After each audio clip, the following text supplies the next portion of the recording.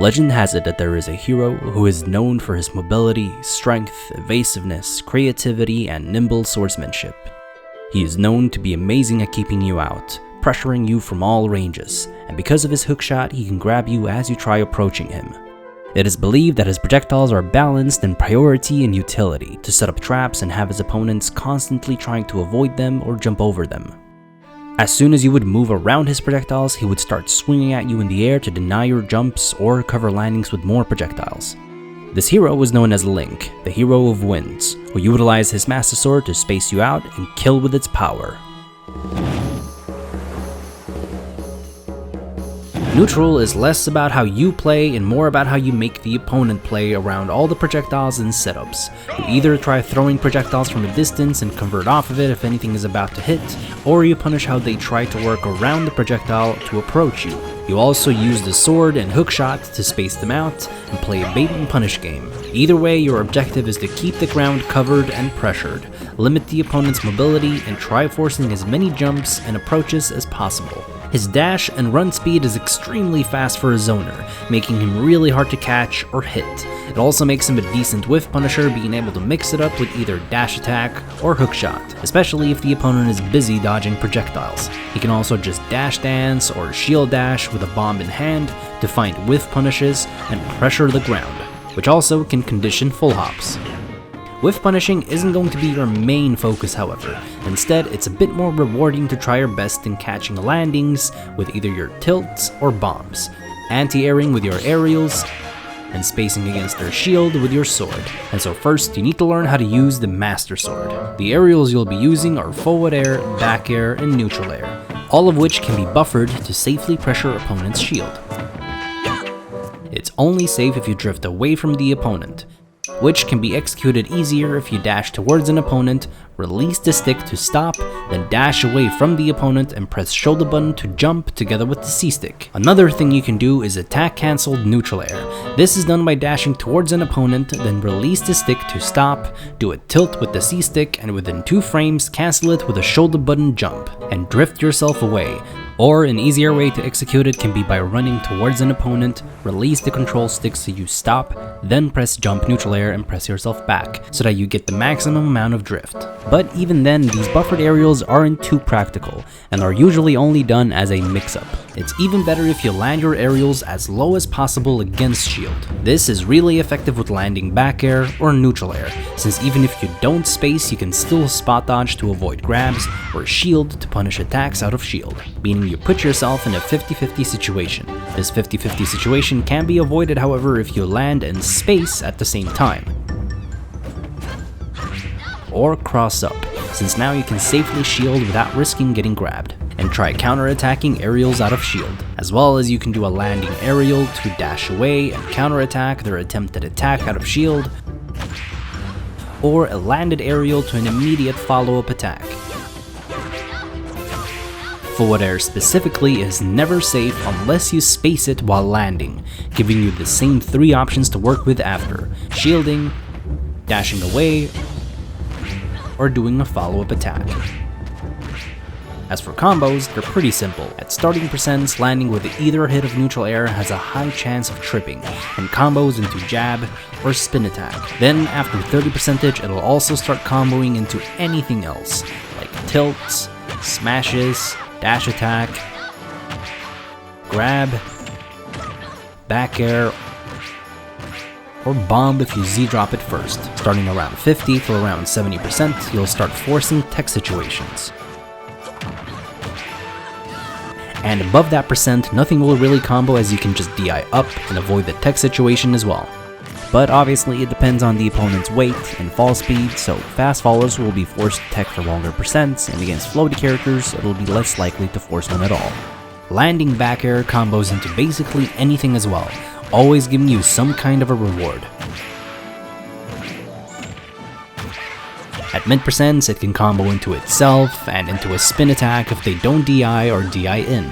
DI away won't allow any combos. Same thing with the landing back air at high percents. DIing in or having no DI can set up into a kill confirm, but DI away and it won't set up into anything except hookshot. Knowing from what position you can approach from and how to space it is super important.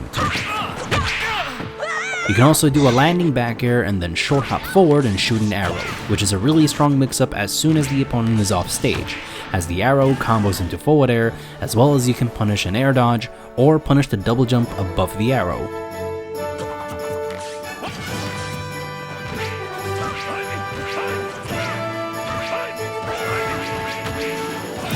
Landing forward air can combo into dash attack, hook shot, neutral air, or bombs. Otherwise, starting at 15%, it'll start forcing a tech situation, giving you an opportunity to read techs with boomerang or up tilts. Otherwise, these aerials will be used to directly call out full hops. If they never did full hop, you can neutral air to cover yourself, or forward air or back air to cover the ground. And if they air dodge as they double jump in, you'll frame trap them. You're also able to short hop forward air and then double jump neutral air to deny jumps out of shield, or just apply anti-air pressure with more forward airs, which is a big commitment. Your last aerial in the neutral will be the hook shot, which is equally as safe as the other aerials.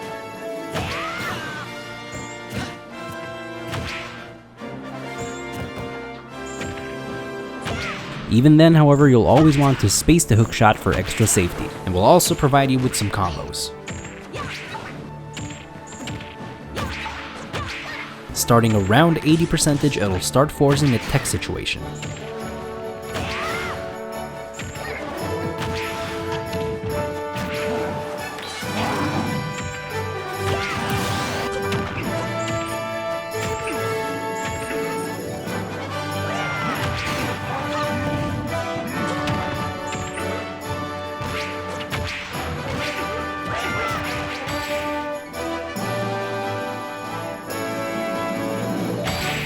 Up air can also be used to call out full hops, as well as try catching landings with, and because of its disjoint, it'll beat out any attack. You can short hop up air to catch jumps out of shield as a mix-up, which also shield pokes if they have half a shield. And against characters with slow or high hitting aerials out of shield, you can also land with it and cross up for pressure, as hitting it will provide combos.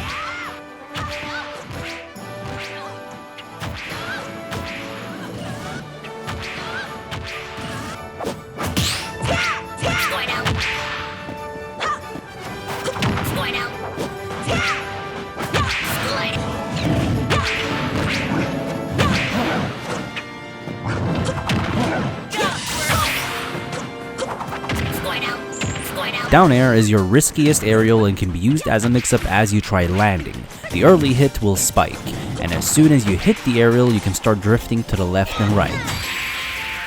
And if you double jump and do it from really far up, you can excel yourself down to the ground and auto-cancel it. The landing hitbox sends opponents up for a combo, and even if you are slightly off timing, you'll always catch double jumps out and can fast fall to punish air dodge very easily. Hitting the ground pushes close opponents away. It also combos after a footstool, as well as it pushes throwable items away. And you can also use it as a mix-up after a short hop forward air to beat out attempted dash grabs or dash attacks. And against the majority of the cast, these aerials are really good off stage, especially since forward air can lead into another forward air, down thrown bombs can lead into forward air, and spin attack in general on its own is amazing for edgeguarding. As well as you can also down throw the boomerang to limit the opponent even further.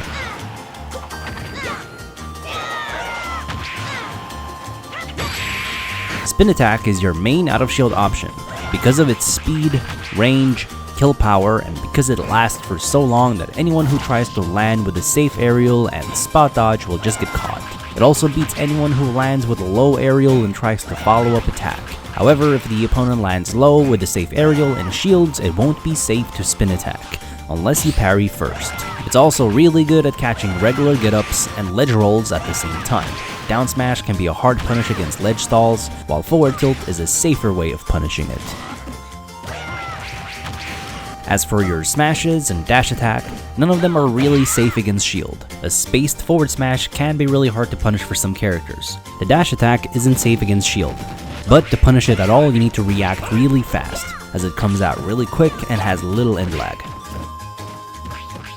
And hitting it will combo into neutral air unless they DI away, and quickly try double jumping or air dodging. both of which can still be punishable. Or you follow up pressure with forward air to punish them for not double jumping out. Either way, smashes are mostly for hard punishing opponents, catching rolls or jumps in from the corner. An up smash is really important as an out of shield option before a block, to punish opponents falling with a safe aerial that normally would not be punishable if blocked. Up tilt and forward tilt safety depends on the matchup. Some characters don't have a way to deal with them, making it safe. Otherwise, if they can punish it, you'll need to be a little bit more careful using them. The inner hitbox of forward tilt can combo into dash attack or dash grab, but starting around 25%, it'll start forcing a tech situation. There's also a back hit that can be used for combos.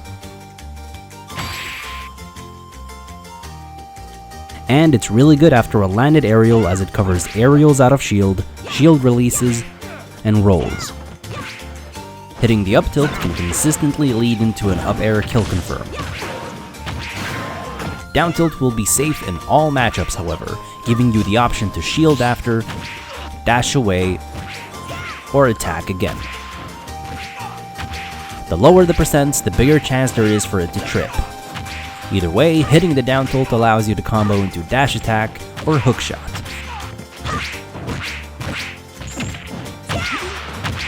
And after roughly 60 to around 80%, it'll force a tech situation. And jab can be used to get the opponent off of you, and resetting the opponent. The only time to mix up how many jabs you do is if you accidentally started hitting a shield. As for punishing 2 frames, you'll mainly be using forward tilt, but you can also down smash, down air, boomerang downwards, or bombs downwards. Now that you've learned how to use the Master Sword, you'll also want to make use of the Hero's Shield, which can block almost any projectile when standing still, crouching, or walking slowly, as it's way more beneficial than shielding or parrying. Be careful though, as projectiles can be aimed to hit your head.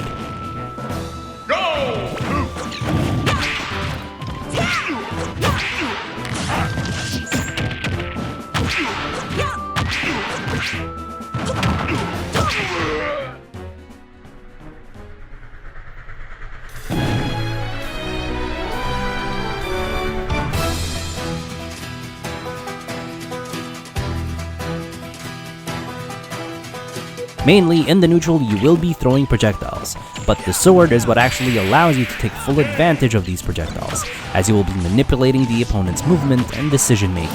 Besides, all your projectiles can be effectively reflected or hit and denied, so you can't just fully rely on them. All of your projectiles are equally good for what they do. Your projectiles can also always be thrown after a simple combo is done, to cover the air and force out an evasive option, or cover the ground to force out a double jump, and have them land somewhere else. Projectiles are of course all good for edgeguarding, or to throw at the opponent before recovering to try preventing an edgeguard. The boomerang isn't safe at close range, but you can jump in and be-reverse it for safety's sake. You can do a soft and a hard throw depending on whether you tilt or smash the input. It can be adjusted up or down to cover full hop, or slightly up and down to cover short hop. Only the close to mid-range boomerang will combo. You could try DIing away the boomerang to avoid the follow-up, but because of his airspeed you'll most likely get comboed anyway. And even if you throw it and miss it, it'll come back and serve as a really good pressure, as if it hits, it'll connect into anything. As well as you can knock them into the boomerang with the hook shot, jabs, arrows, or forward tilt. Otherwise, it can also come back and break combos or condition jumps that can be anti-aired. Bombs should only be picked up when it's safe or called for. Pulling out bombs when you're being rushed down or stressed in general is usually a bad idea. Having one in hand means that you can start shield dashing a lot more, and play a bit more defensive, especially since they last for 5 seconds and you'll have a really good out of shield option in all directions that lead into anything. As well as you can also apply good pressure from above now, and even when you throw it downwards, the bomb can lead into forward air or spin attack for a kill.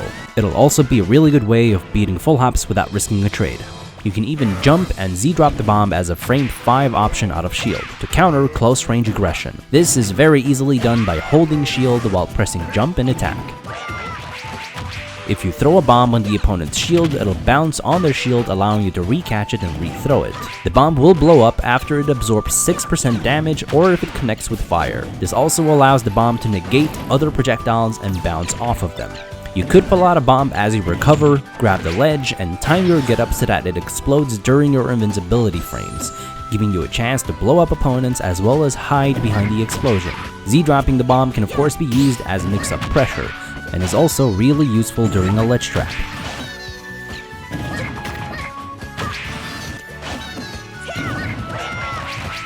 Especially since you can also buffer a Z-drop after ledge jumping for a trap.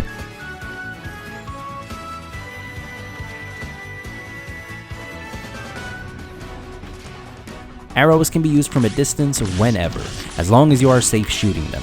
There's very little lag to shooting one, they fly fairly slow, and if shot from a distance, you can run in with one if you want to and punish a shield, anti-air jump, or try catching a dodge. They're really annoying to deal with and are basically just used to poke the opponent. You can also short hop and buffer the arrow, which gives you 1 frame to double jump before landing, meaning you can also wave land after an arrow. To pull this off consistently, you'll need to set the A+B to smash, and have a shoulder button set to jump. Then you press shoulder button together with the A and B, and you'll always short hop and buffer the arrow. Doing this with a bomb in hand allows you to press grab to drop a bomb as a trap as well, to rarely and potentially punish a dash grab, dash attack, or jump in aerial, since they might hit the bomb instead. And if you short hop and shoot an arrow forward from long range, you can combo it into dash attack or hookshot. Charging the bow will only be useful against someone who refuses to approach, to damage their shield and make it more likely for you to shield poke. And of course, arrows can also be used if you want to B-reverse and mix up your landing. Once you become fluent at using all the projectiles in the sword, you'll start getting better at covering more and more options, which naturally over time will make your ledge trapping better, as you'll always have the entire stage to work with. You don't have to keep them cornered or prevent them too hard from getting up from the ledge, as they still have to somehow get to you once they're up. The hookshot should be used occasionally in the neutral to simply counter shields, but will generally be a risky option. At low percents, you can forward throw, as you can immediately pressure with dash attack to punish them trying to tech or land with an attack. And if they jump, you can try reading it as well. Your down throw is purely a rock, paper, scissor. You'll either punish them for trying to attack with your own attack, punish their air dodge,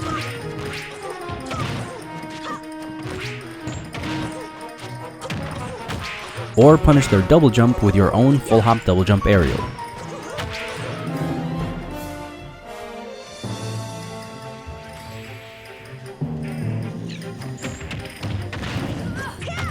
Up throw will be your main throw most of the time, as it sets up for landing traps, frame traps, and combos at specific percents. From roughly 20 till around 50%, if executed just right, it'll combo into up air, spin attack, or back air. Even if the up air doesn't combo, you should be able to put on a trap, as if they air dodge, the up air should last long enough for you to be able to punish it anyway. And if they double jump, you might hit them out of it. And even if they successfully double jump out, you're still able to fast fall and try covering their landing. It also starts killing at extremely high percents, while back throw starts killing a bit earlier, especially if thrown from the ledge. The Hero of Winds does struggle against rushdown close range combat. Even though there are ways to handle it, it can be overwhelming. You mostly have to rely on blocking and risking using spin attack or anti-air them before you block to get them off, or you simply roll out of the situation as your rolls are really good, as well as he can struggle against anyone with more range than him. And just like the Hero of Time and the Hero of the Wild, he has his own strengths and weaknesses, and his own unique playstyle, which through determination and confidence can be overwhelming to deal with. For this hero wasn't chosen by the gods, but claimed their power by his own strength. Hello everyone, I just quickly want to let you guys know that if you actually want to purchase these, then you can actually get them in the link in the description below or in the comment section. The price can be anything from cheap to expensive depending on if you get, good quality canvas or if you just get a poster or whatever. Also, of course, you can decide yourself if you want to buy all of them or just some of them. In any case, I'm going to be making a separate video on this for more information and show you guys how it looks and the quality of it. Thank you guys for watching. If you want to support this channel, then please consider helping me out on Patreon. There's a lot of awesome rewards that you can get. You'll get sessions, and you'll also be able to watch these art ofs way earlier than anyone else. And if you can't support me on Patreon, then please consider sharing these videos to your friends.